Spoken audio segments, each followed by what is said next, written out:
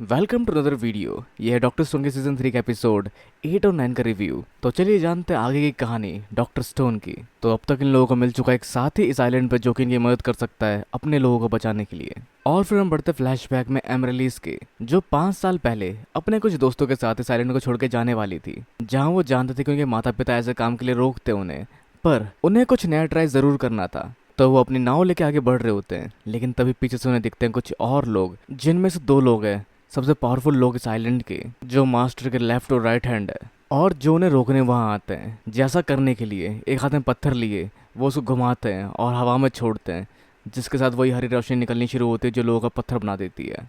पर उस समय बाकी जो लोग उस नाव में थे वो एमरलिस के आगे खड़े हो जाते हैं उस रोशनी को रोकने के लिए, जो सब वो सेकू और बाकी लोगों को बता रही होती है। लेकिन एमरलिस कैसे बची?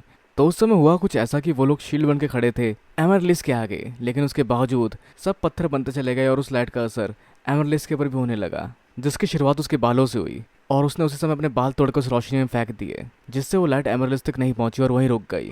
या हो सकता है कोई और कारण भी हो उसका, पर इस सब के साथ सभी पत्थर बन चुके होते हैं। उसके साथ वो बोट पलट जाती है उनके बाहर से, जहाँ बाकी लोग समुद्र के तल में पहुंच जाते हैं और एमरलिस बच के वहां से निकल जाती है। और उसने देखा कि उस दूसरी बोट में मास्टर नहीं थे, जहाँ उसके दिमाग में एक ही तरकीब रहती है कि अगर वो हथियार लोगों को पत्थर बना सकता तो मैं इनर प्लेस में जाकर शायद उसको चुरा कर बचा सकूं लोगों को। और उसके लिए सेकू और बाकी लोगों की मदद चाहिए, पर सेकू उसकी इस तरह से पिघलता नहीं है, पर उसको ज़रूरत पड़ेगी इसकी भी, जहाँ वो समझ चुका है कि ये कोई नेचुरल फिनोमेना या कमाल की चीज़ नहीं है। इसके 3 रूल्स हैं। पहला, ये रोशनी एक लिमिटेड दूरी तक ही फैल सकती है। दूसरा, इसका इस्तेमाल करने के लिए इसको फेंकना पड़ता है, जिसका मतलब इसको यूज़ करने वाला भी उससे इफेक्ट हो सकता है।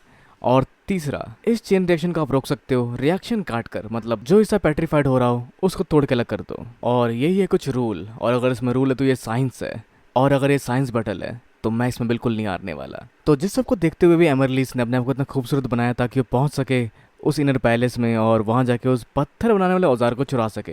तो वैसे उनका सिलेक्शन शुरू होने वाला है कल के दिन, जहां 18 साल से ऊपर की सभी लड़कियों को अपने साथ इनर पैलेस में ले जाया जाता है। और वो लड़कियां कोई भी हो सकती है, इवन वो मैरिड भी हो सकती है, जिनको उनकी इच्छा या बलपूर्वक हर तरह से ले जाया जा सकता है। पर यहाँ पे एमरलिस लड़कों को वशीभूत कर सकती है, मतलब उनको मैनिपुलेट कर सकती है। पर उन वॉरियर में से एक वॉरियर लड़की भी है, उसके खिलाफ क्या करेंगे ये? तो इन्हें चाहिए होगी एक लड़की जो लड़ भी सकती हो, जो वैसे क्वाकू है, पर उसे पास करना पड़ेगा क्यूटनेस एग्जाम, जो काफ़ी ज़्यादा मुश्किल है उसके लिए। पर यहाँ पर है सेकू, जो कुछ कर सकता है उसके लिए ताकि वो ज़्यादा क्यूट लगे, और साथ ही मेकअप आर्टिस्ट भी। तो वैसे एमरलिस देती उसको कुछ कपड़े ताकि वो थोड़ी सी ज़्यादा लड़की लगे, पर वो कपड़े उसके लिए कंफर्टेबल नहीं होते, और उसके अलावा वो अभी भी क्वाकू ही है। पर इसको फिनिशिंग टचअप देने के लिए ज़रूरत पड़ेगी सेकू को उसके लैब की, जो उनकी उस शिप में, तो जिसको हथियाने के लिए ये लोग पहुंचते हैं पोर्ट के पास, जहाँ उनकी नाव, मतलब इनके लिए बहुत बड़ी नाव या फिर जहाज खड़ा होता है, जहाँ सभी लोग पत्थर बने पड़े होते हैं। और बाकी लोग जो कि साइलैंड पे थे और लोगों को पत्थर बनाया करते थे, मुआयना करने पहुंचते हैं उस जहाज का, जहाँ दिखता है एक नया बंदा जो मिनिस्टर होता है उस मास्टर का, जो इस जहाज को मास्टर के लिए हथियाने वाला है। और साथ ही उसे कपड़े अच्छे लगते हैं क्रोम के, जिसको लेने के लिए उसको तोड़ना पड़ेगा इस मूर्ति को, और वो क्रोम को धक्का देता है जिससे क्रोम की मुंडी और एक हाथ टूट जाता है, जिसको देख के कोहाको खुद को और नहीं रोक पाती, और वो रस्सी जो कि बांधी थी मेंटलिस्ट ने उसको तोड़ के वहां से भागती है अपने लोगों को बचाने के लिए, और चट्टान से नीचे उतर के एक जगह छुप जाती है और कोशिश करती है देखने की कि काश कोई तो बचाओ जो पत्थर ना बनाओ, जिसको मौका देने के लिए इसको बस इनका ध्यान भटकाना है। लेकिन तभी वहाँ कोई और आ जाती है जो देख लेती है कोहाको को, जिसकी आवाज़ सुन के कोहाको फाइटिंग स्टैंस ले लेती है, जिसको देखकर वो भी हमला करना शुरू करती है कोहाको पर। पर कोहाको इस नई ड्रेस के अंदर इतनी कंफर्टेबल नहीं होती फाइट के दौरान, और वो डोमिनेट होना शुरू होती है इससे। जिस जगह सेको और बाकी लोग भी पहुंचते हैं और वो देखते हैं डोमिनेट होते हुए कोहाको को, और तभी अपना मौका देखते हुए वो चिल्लाना शुरू करती है, लैब, मुझे लैब चाहिए, जिससे उस शख्स को सिग्नल मिल सकता है जो अभी भी उस बोर्ड पर, और पत्थर ना बनाओ। पर इन सभी लोगों को बिल्कुल समझ नहीं आता कि किस बारे में बात कर रही है ये, जिसका फायदा उठाता है हमारा मेंटलिस्ट और लेके जाता है सेको को बनाकर लैब कौन, मतलब ये है लैब जिसके बिना नहीं रह सकती, और अगर किसी और लड़की को उसके आसपास देखती तो उससे लड़ना शुरू कर देती है, और वो समझ जाते हैं कि ऐसा हो सकता है, और फिर नकली एक्टिंग शुरू होती है और कोहा को उसको किस कर देती है, और इससे नर्वस होकर फाइटर वहाँ से चली जाती है। तो ये सब एक सिग्नल के तौर पे किया कोहाको ने, लेकिन सवाल ये कि क्या कोई और होगा वहाँ पर जो पत्थर नहीं बना होगा। तो हम बढ़ते कुछ घंटे पास्ट में, जहाँ लड़की आती है सामने और बिना कुछ कहे अपने झोले से कुछ निकाल कर रस्सी से घुमाकर फेंकती है इनकी ओर, जो हवा में होता है। जिस भी सोचता है यूशु की ये हो सकता है एक ग्रेनेड जिसको ये रस्सी से खींचने वाली उसके पिन, और हम फट के मर सकते हैं। और साथ ही जिस पे यूकी अपने तीर से वार करता है जिससे वो पत्थर थोड़ा सा ऊपर की तरफ हो जाता है, और समय देखते रियुशु यहाँ पर सुइका को लात मार के गिरा देता शिप से बाहर ताकि शायद वो तो बच सके और सेको से मदद लाकर सबको बचा सके। पर यहाँ कोई और भी बचता है जो पानी के अंदर था और इस रोशनी को देखकर दोबारा पानी की और गहराई में जाता है, जहाँ यूकी की तीर के वजह से इसकी रेंज कम हो जाती है और बच जाता है एट द एंड बहुत कम मार्जिन से गिनरो भी, जो वापस जहाज पर आकर देखता है कि सही पत्थर बन चुके हैं, यहाँ तक कि उसका भाई किनरो भी, जिससे वो थोड़ा इमोशनल हो जाता है। पर लोगों की पैरों की आवाज़ सुनकर वो छुप जाता है एक डब्बे के अंदर और अभी कोहाकू के मचाए शोर से वो उस डब्बे से बाहर निकल के झांकता है और देखता है कोहाकू को और कहता है कोहाकू, जिसके लिए वो लोग दूरबीन का इस्तेमाल करते हैं और देखते हैं कि इस जहाज में जो बचा हुआ इंसान इकलौता वो है गेनरो, जिसको देख के ये सभी निराश हो जाते हैं। पर उनकी उम्मीद थी कि शायद कोई और होता वहाँ पे, जैसे मागमा, ताइजू, फ्रांसिस, रियुशी, यूकियो, जहाँ इनमें से 3 ऑलराउंडर है, मतलब पावरफुल भी और दिमागदार भी है। पर गेनरो उनके मुकाबले काफ़ी ज़्यादा अलग और मतलब अलग ही है। पर फिर भी कोहा को भरोसा करते कि गिनरो जब मुसीबत आती है तो उस समय काम आ सकता है, जहाँ वो कुछ कहने की कोशिश कर रहा होता है और वो कह रहा होता है मेरी मदद करो। पर फिलहाल इन्हें उसकी मदद चाहिए। पर तभी ये लोग देखते कि यहाँ कुछ आवाज़ आई और बढ़ते हैं उसकी तरफ, जहाँ देखते हैं डब्बा हिला हुआ है और उस डब्बे में झाँक के देखने की कोशिश कर ही रहे होते हैं और गिनरो का पर्दाफाश होने ही वाला होता है। लेकिन तभी कोई यहाँ मचाता है शोर, जो उन्हें अंदर के कमरों से आ रही होती है, जहाँ उन्हें मिलती है बकरियाँ। तो इसका जिक्र उनकी 100 खानों में भी है। पर ये क्या हो सकता है, कहीं खतरनाक तो नहीं? जैसा लग रहा है उसके मुकाबले काफ़ी खतरनाक भी हो सकते हैं वो। पर इनके मिनिस्टर को ये चीज़ बहुत पसंद आती है और वो उसको साथ में ले जाना चाहता है। तो वैसे अंदर शोर मचाने वाली ये बकरियाँ नहीं, कोई और ही था। तो कोई और है अंदर जो कमाल का हो सकता है, क्योंकि इनकी बोट जिससे ये लोग इस आइलैंड पे आए थे किसी ने छुपा दी, वरना अब तक ये लोग पता कर लेते कि कोई आइलैंड पे आया हुआ है। और ऐसा करने वाली है सुइका, जो है छुपने में माहिर, जिसको कि हम काउंट कर सकते हैं सुपर एलीट में, जो छुपते छुपाते बचते बचते पहुंचती आगे और पहुंच जाती लैब के पास। अब वैसे सुइका तो अपने काम को अंजाम दे ही रही है, लेकिन इनको फिक्र है उसके टैग पार्टनर यानी कि गिनरो की कहीं वो कुछ रायता ना फैला दे।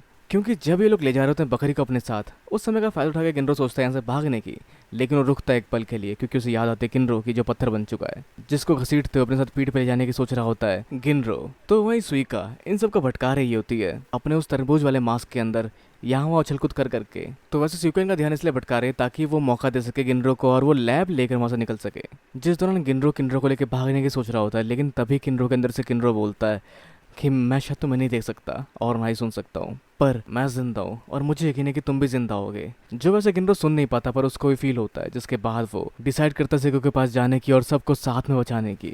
तो फाइनली वो समझ चुका अपना रोल और जाता है लैब के पास लैब निकालने के लिए। और मोस्ट अंडररेटेड गिनरो लैब को बाहर निकाल पाता है, जहाँ सुइका भी अपना छिलका छोड़ के इनको कंफ्यूज कर चुकी होती है, क्योंकि वो अंदर होती है इस लैब के, जहाँ गिनरो भी नाव से कूद कर समुद्र के रास्ते से बाहर निकलता है। और वैसे लैब जमीन और पानी दोनों जगह चल सकती है जैसा देखने को मिलता है, और ये पानी से बाहर आकर आइलैंड पर चढ़ जाती है। तो सब होते हैं उसके अंदर, पर जहाँ भी लोग खोज में लगे होते हैं उस बीस्ट के या फिर इस बोट के, जिनके बारे में उनको नहीं पता, और उसी मिस इन्फॉर्मेशन का इस्तेमाल करते हुए ये लोग लेते जैस्मीन को और उसमें मिलाते उस खराब सी शेल के खाने वाले पार्ट को, जो कि फेंके थे एमरलिस ने। तो जैस्मीन के फूलों ने मिले थे उसी जगह जहाँ ये लोग खड़े थे, और दोनों को मिलाकर गर्म करने से निकलती बांस, और उस बांस को इंजन के एग्जॉस्ट से फेंकने के बाद पाथ जैसी फीलिंग आती है, जहाँ आवाज़ देता है इसके लिए मेंटलिस्ट, और इनको लगता है कि ये कोई बीस्ट ही था जो पाथ के यहाँ से भाग गया। तो इन्हें भी वो चीज़ बीस्ट लगती है, जहाँ पर नकली फुटप्रिंट बनाकर अपने इस बोट को पानी में ले जाकर ये पहुँचते हैं गुफा के अंदर, जो सिर्फ इनके गांव वालों को ही पता होगी। मतलब ये लोग काफ़ी समय तक यहाँ सेफ हैं, पर फिर भी वो लोग हर जगह छानबीन करते हैं, हर एक कोना, हर एक जंगल, हर एक घर, हर गांव, पर इस गुफा में लोग काफ़ी तक सेफ होते हैं। पर आगे एमरलिस कुछ नींबू और नारियल लेके आते हैं, जिससे कुछ कमाल की चीज़ें बनाने वाले हैं सेको। तो प्लान बन चुका होता है कैसे क्या करना है, और कोहाको के बाल यहाँ सबसे बड़ी प्रॉब्लम होती है, जिसके खुलते ही जख्मी हो जाता है सेको उससे। तो अब उसे बनाना है शैम्पू, जिसके लिए इस्तेमाल करता है वो कोकोनट ऑयल का, सोडियम हाइड्रोक्साइड और सल्फ्यूरिक एसिड का। तो आखिर में सब कुछ मिलाकर उससे तैयार करते हैं वो शैम्पू, और शैम्पू करना शुरू करते हैं कोहाको के बालों को, जिसके सूखने के बाद भी उसके बालों का फैलाव बिल्कुल वैसा ही रहता है। और फिर बाद में कुछ इंग्रेडिएंट का आपस में मिलाकर उससे बनाता है सेको कंडीशनर, ताकि बालों की जो मोटाई और थिकनेस है वो वैसी ही रहे, पर साथ ही वो सिल्की दिखने लगे। तो जिस सबके साथ तैयार होता है कंडीशनर, और उसका इस्तेमाल होता है कोहाको के ऊपर, और कोहाको के बाल सुंदर घने और सिल्की लगने लगते हैं। तो फिर बाद में सेको आगे कुछ केमिकल्स और आयरन ऑक्साइड्स को मिलाकर साथ में कुछ नारियल तेल भी मिलते हैं उसमें, जिससे बनता है फाउंडेशन, लिपस्टिक और परफ्यूम। मतलब पूरा कॉस्मेटिक की दुकान खोल दी सेको ने यहाँ पर। तो मेकअप करना काफ़ी सिंपल है, इन सब चीज़ों को चेहरे पे लगाना ताकि वो सुंदर लगे। तो ये कर लेती है अपने आप से कोआ को, जिससे बेहतर मेकअप आजकल के बच्चे भी कर लेते हैं। पर उसका लुक काफी तक हार्ली क्विन जैसा लग रहा होता है, पर जिसको ठीक करती है एमरलिस और उसका मेकअप करके उसको कमाल का बना देती है। पर अगर इनके पास साइंस और मेकअप है तो इन्हें और लोगों की जरूरत पड़ेगी, जिसको लेके लोग मेकअप करना शुरू करते हैं सेकू और बाकी लोगों का, जहाँ पे सेकू काफी हद तक ठीक ठाक ही लग रहा होता है, लेकिन उसकी आवाज़ प्रॉब्लम हो सकती है। पर जहाँ गैन अपनी आवाज़ चेंज कर सकता है, पर वो कुछ ज़्यादा ही लंबा है लड़की के लिए, पर सेयोस के लिए बिल्कुल ही ना होती है ये, क्योंकि ना तो उसके पास बाल होते हैं और ना ही वो नरम खाल। पर यहाँ एक और बंदा मौजूद है जिसके ऊपर एक्सपेरिमेंट हो सकता है, और वो निकलता है गिनरो, जिसको ट्रांसफॉर्म कर दिया गया है एक लड़की में, जो वैसे काफ़ी सही लग रहा है।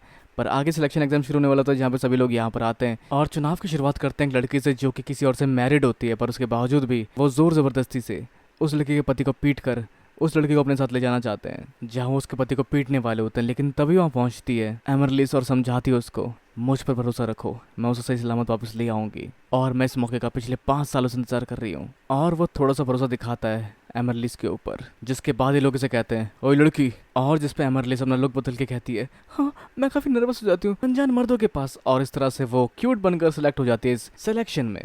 तो सिलेक्शन आगे बढ़ता है, जहाँ बहुत सारे लोग रिजेक्ट होते हैं और साथ में बढ़ते हैं वो लोग कोहाको के ऊपर, जो अपना पोज सही से नहीं दे पाती, पर ओवरऑल वो कंफ्यूज होता है और उसको छूना चाहता है, जिसकी तरफ वो बढ़ रहा होता है, जिसको कोहाको शायद पीटने वाली होती है। लेकिन तभी यहाँ मोज उसके हाथ को रोक लेता है, जिसके साथ कुछ बिगड़ता नहीं यहाँ पर कोहाको सिलेक्ट हो चुकी होती है। पर मोज भाप चुका होता है कि ये स्ट्रांग है और शायद जो करने वाली थी उसको रोका इसने इसीलिए। जहाँ उसको ऐसी लड़कियाँ पसंद है, पर उसने अगर जरा सा भी उसका अड़ंगी दी उसके इनर पैलेस में तो अंजाम बुरा ही होगा। अब जिसका वेट वो इनर पैलेस में करेगा, और अगर ये जंग है तो कोहाको उसके लिए बिल्कुल तैयार रहेगी। अब अगली बारी होती है गिनरो की, जो इस मौके का फायदा उठाकर कहता है मर्दों की तरह, मतलब फीमेल वॉइस में ही, कि मैं हूँ गिनरो और मैं बिल्कुल भी ब्यूटीफुल नहीं हूँ। पर उसके बावजूद उसको सिलेक्ट कर लेता है, मतलब काफ़ी अजीब चॉइस है अंकल की। तो सभी लोगों को साथ में इनर पैलेस की ओर ले जा रहे होते हैं, और यहाँ हम देख पाते हैं सिको के हाथ में एक कॉइल जो उसने पकड़ रखी होती है तांबे की बनी हुई। तो क्या होगा आगे जानने के लिए आपको वेट करना पड़ेगा इसके नेक्स्ट पार्ट का। और वैसे आप अपने विचार हमें नीचे कमेंट बॉक्स में बताना बिल्कुल ना भूलें। इस वीडियो को लाइक शेयर और सब्सक्राइब करना भी बिल्कुल ना भूलें। तो मिलते हैं अगली वीडियो में। Sayonara and have a nice day.